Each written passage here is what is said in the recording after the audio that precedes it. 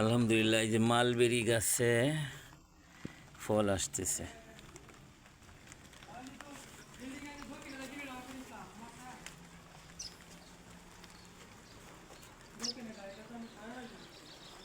কাজ করার কারণে একেবারেই খুব ছিল, আজকে কিছুটা ঠিক করলাম, বাকিটা ইনশাল্লাহ হয়ে যাবে। এই যে ড্রাগনের চারা,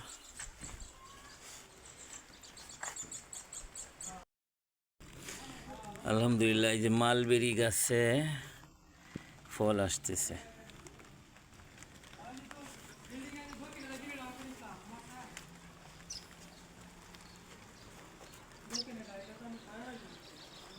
কাজ করার কারণে একেবারেই খুব